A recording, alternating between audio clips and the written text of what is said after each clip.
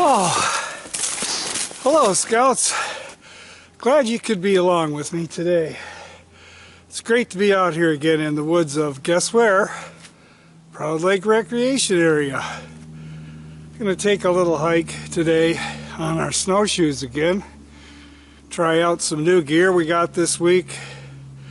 Find a nice little spot to have some lunch and just in general get some exercise, commune with nature, forget about the 9-to-5 world, and have a good time. So I'm glad you could come along with me. I'm glad you're here.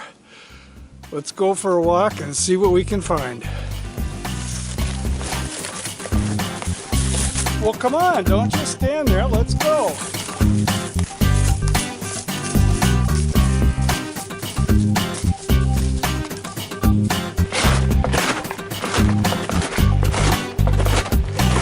Well, the trail we're walking on right now is part of the Chief Pontiac Trail. It's chiefly a hiking trail that the local Boy Scouts maintain. They use it to earn their hiking merit badges. It's been in these woods quite a few years.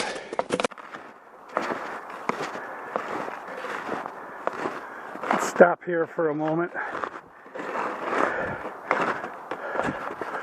So we're coming out of the scrub forest behind us, just basically overgrown old farm fields, and we're coming into one of the many pine plantations in Proud Lake Recreation Area. Years ago, when the state of Michigan purchased this land to make the park, they planted these pine plantations in various spots, and they're really a favorite spot of mine in the park.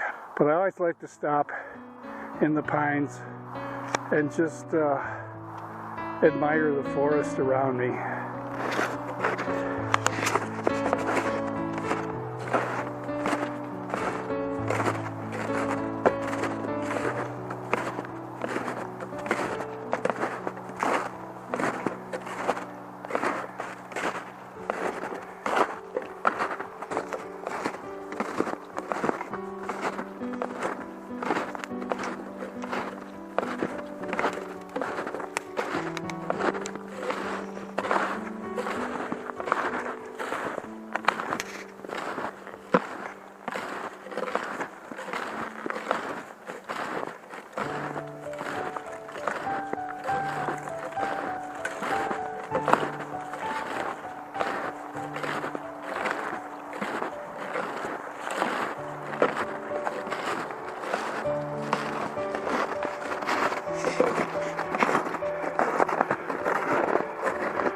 Well, we've come to Wixom Road. It's right down that trail there. I'm going to walk down there, cross over Wixom Road, and see if I can't find. I lost my water bottle back on my hike last weekend. I'm going to see if I can't go back. I think I dropped it when I stumbled over some weeds and tangles, and I think I can follow my tracks back in there and find my water bottle. Well, this is a spot right here where I tripped and fell flat on my face last week. I don't know whatever made me think I could even walk through here. You can see what a tangle and thicket it is. And I got past this bush here, and my feet got all tangled up. It's all overgrown and snarled in there with wild raspberry canes, all full of thorns and knit together, I swear. And I walked in there and my feet got tangled up. I went right down on my face, and I thought this might be where I lost the water bottle, but I poked around in there, can't find it, so it's lost to the ages, I guess. I mentioned at the beginning of the video today that I was going to be trying out some new gear. And here's one of the things that I got this week. A set of snowshoe gaiters. If you remember from the first video I made of my snowshoe hike, I was complaining about how the snow came up through the front of the snowshoe there and landed in a pile on the top of my boot, and it was making my feet cold. And just sort of by happy accident, I found these gaiters on sale. One of the internet shopping sites, campmore.com. So I jumped on them, and so far they're working really good. The snow, you can see it lands on top of the shoe there and just falls right off. It has a insulated neoprene toe cap. Fits over the toe of your boot, insulates it, protects it from moisture. It's waterproof. Perfect. I give them a thumbs up. Well, you know, the only other time I really come back on this trail here, we're off the Chief Pontiac Trail now, and we're on to one of the Proud Lake equestrian loops. It's for hiking and horseback riding and mountain biking. The only time I've really been back here is on my mountain bike in the summertime, the spring and summer, and then you're coming through here probably 10 or 20 times faster than I can go on foot, and it's all overgrown. The woods are dense, you can't see very far into them, and I'm gaining a whole new appreciation for how pretty these woods are back here today, hiking in the wintertime. Some more glacially sculpted features here. Look at that hill back there. I don't know if you can make that out. It's a perfect gravel pile right there, probably a little river flowing down off the glacier. It dumped its load of sand and gravel right there on that hill, and then the glacier melted and moved back another 100 yards and made another hill, and then moved back another 100 yards and then made another hill, all the way back to Canada as it melted away 1,500 years ago.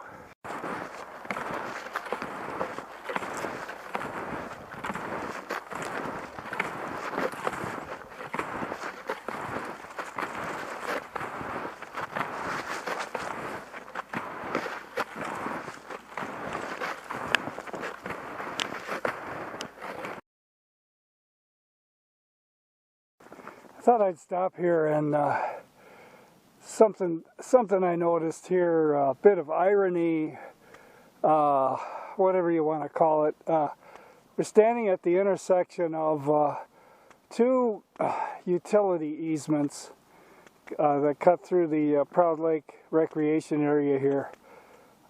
Going north and south, here is an easement for some kind of buried pipeline. I don't know if it's gas or oil. You can see the swath that they clear of all vegetation, trees and such, keep it mowed clean. And then running east to west here is a power transmission line. Power poles running. I just thought it was an interesting commentary on our modern life, the things we're so dependent on nowadays. Even in the natural world, you can be out here and you just truly can't get away from the signs of our modern life. Well, I reckon this is about as far away as you can get from people around Milford. I'm standing in the middle of a cattail swamp here, Huron Valley or Huron River Flats, east of town. Over in that direction, I think is a creek that's a tributary to the Huron. The Huron is actually back over my right shoulder right now. This is a really remote feeling wild place. Let's walk some more here.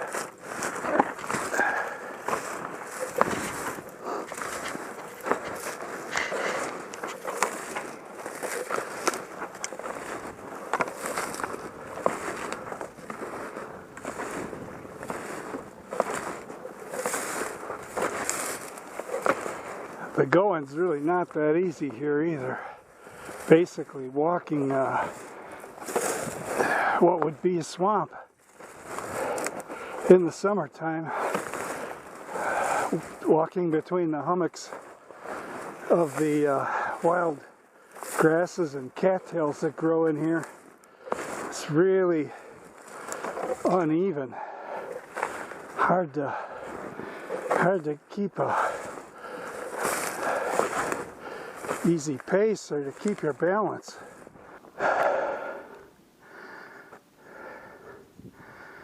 It's been so cold this week. 20 degrees below zero yesterday morning, and it's been in the single digits and teens for 10 days straight now. So whatever water's over here probably has a good cover of ice on it, but it is a flowing stream. Yeah, here's the main stream right here. This is the tributary to the Huron. It's called Norton Creek. Runs out of Wixom. I think through here it's actually been straightened out at one time. If you look in the maps and the aerial images, you can see this runs straight as an arrow. So I think at one point in time they probably came back here and excavated this. I don't really think it's a good idea to walk out on there, even though it's been so cold. It's flowing water, and just do not trust the ice overflowing water. So I'm going to walk along the bank, and I know a little ways further down here is a little bridge that crosses over. I'm hoping it's still there. We'll head for that bridge. So I broke my promise to myself. I said I wouldn't walk on this river here, but I've been forced to. You can see that thicket there along the bank is just too thick to walk through. So I'm going to walk along, right along the edge here. I tell you, it feels like concrete. It's solid as can be, but I'm only going to walk as far as I need to, and then I'll go back in the woods. But first, I think I just found a cool little spot here. This is a upturned base of a tree here. Pulled up the soil with it in this semicircular arch, and it's kind of a cool little natural shelter. So I think I'm going to take advantage of it and set up and have my lunch here.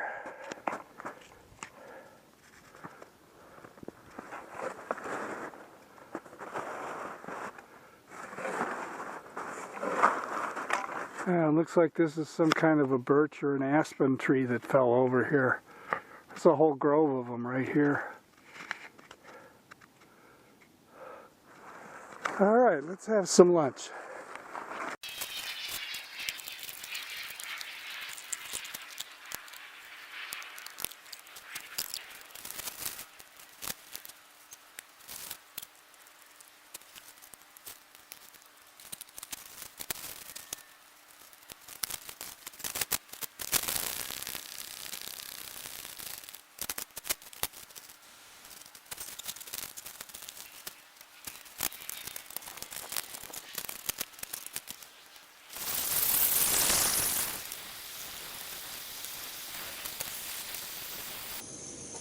Well, the menu for today's lunch is a cup of steaming hot tea and thermos full of homemade bean soup with sausage and chicken and vegetables.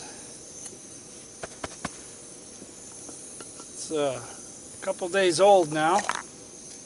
Everybody knows the older soup sits, the better it gets. So this should be pretty good. I made sure to warm it up real good before I left, so it's still steaming in the thermos here.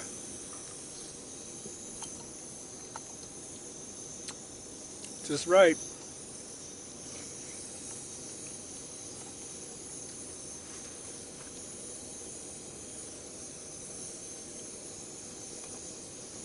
Got boiling water already.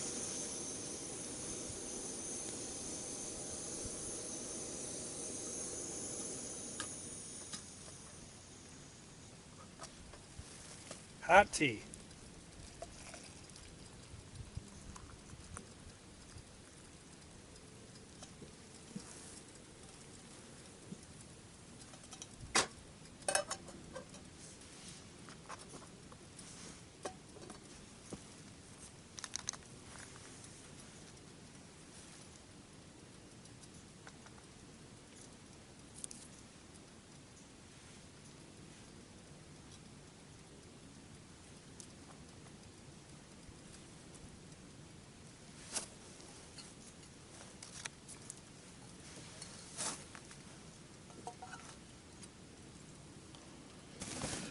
Well, my tea's still too hot to drink. It's burning my lips and tongue. So while I wait for it to cool down a little bit, maybe talk a little bit more about some of the new gear that I have along on the hike this week. Some of it's new modern stuff, and some of it's new old stuff. Picked up U.S. Army surplus canteen and canteen cover at the Joe's Army Navy this past weekend. After I lost my water bottle, I figured I needed something to carry with me on the hike, so picked this up. About $6 total for both pieces, and if it's good enough for the Army, it's good enough for me. I don't think you could touch a decent water bottle at a place like REI or Dick's Sporting Goods. You probably couldn't touch it for less than $10. So, thanks, United States Army. The other thing I got is this wool shirt that I'm wearing today.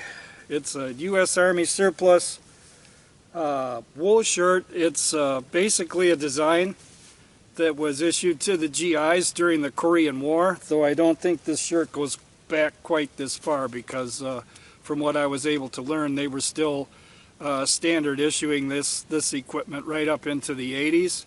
So it's brand new, it's never been worn, it's never been issued.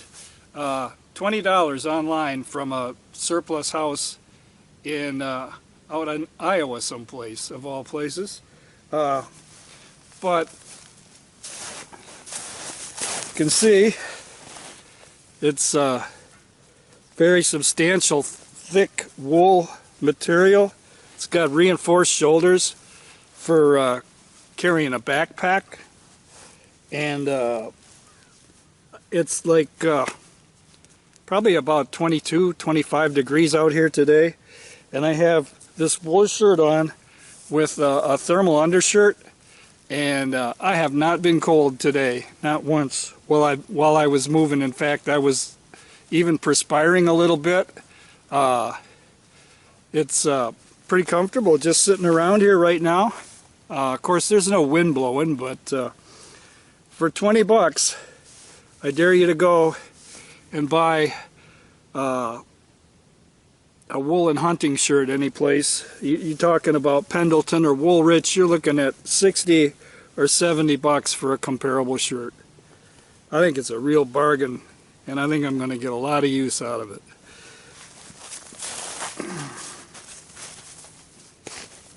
And the other item that I'm using today, already talked about are my snowshoe gaiters. They really are meant just for snowshoeing. With these toe caps that fit down over the tip of your toe, you can't really walk or hike in them. It looks like I have to do a little adjustment here because the toe cap's coming off just while I'm walking around. But like I said, insulated neoprene toe cap.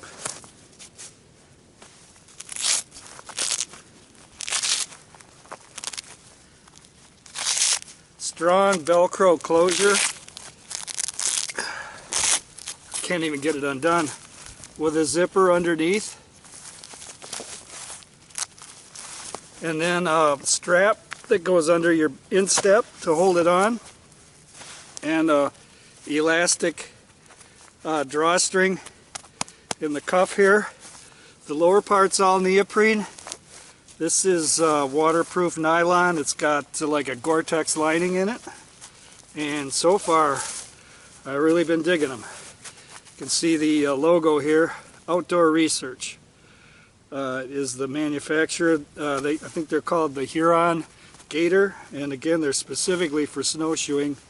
I won't be able to use them any other time of the year.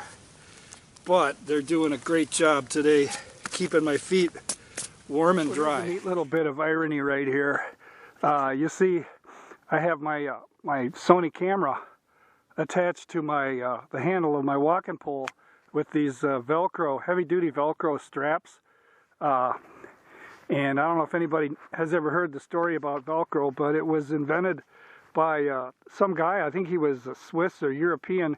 Anyway, his inspiration was right there, the cocklebur.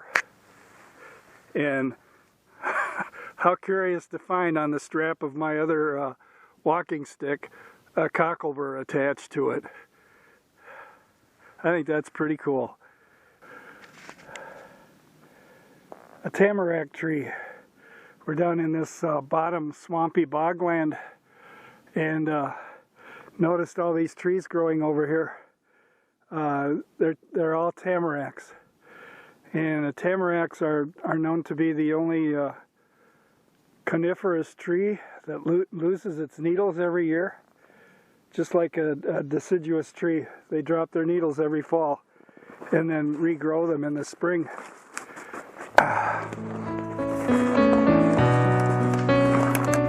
Here you can see a whole bunch of them that fell off and caught on this branch here.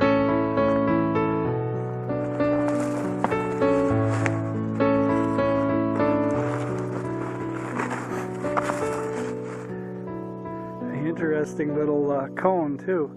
It's almost like a little rosette, a little flower there. The ground's just a little bit drier here, so that these tamaracks can grow. Still a few cattail reeds mixed in. So we're still in the bogland, down in the bottomland here.